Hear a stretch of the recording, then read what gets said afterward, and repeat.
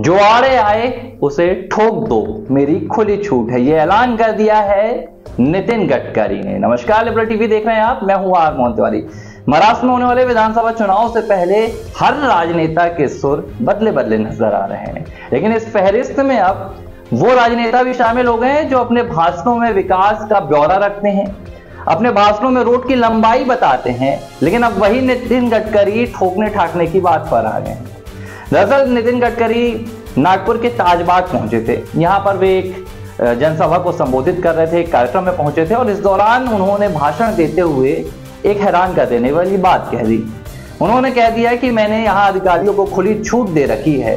उन्होंने कहा कि अगर कोई गुंडागर्दी करता है, कोई मुस्लिम महिलाओं के साथ, मुस्लिम बहन बेटियों के साथ छेड़छाड़ करता है तो मेरी खुली छूट है, ठोक दो। नितिन गडकरी का यह कहना था कि तालियों की गूंज ताजबाग के लोगों ने बजाना शुरू कर दी। अब नितिन गडकरी यहीं नहीं रुके, उन्होंने और भी कई बातें की।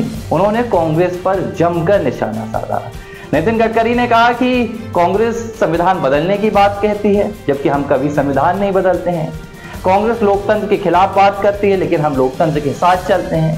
नितिन गडकरी ने यह भी कह दिया कि पिछली बार चुनाव हुआ, लोकसभा चुनाव अभी हुआ, तो कांग्रेस कह रही थी कि भाई हम मुसलमानों को मरवा देंगे, मुसलमानों के हाथ पैर काट देंगे। तो आप ही लोग बताइए ना, हमने कितने मुस्लिम भाइयों के हाथ पैर काट दिए, कितनों को ऑपरेशन करवा दिया। एक लिहाज से नितिन गडकरी ने यहां पर तंज कसा, लेकिन उन्होंने जब ताजबाग का जिक्र किया तो उन्होंने कहा कि मैंने ताजबाग से गुंडागर्दी पूरी तरह खत्म करवा दी है। उन्होंने कहा कि मैं चाहता हूं कि ताजबाग में हमारी मुस्लिम बहनें रात रात भर घूमें और उन्हें किसी भी तरह का भय का माहौल ना दिखे।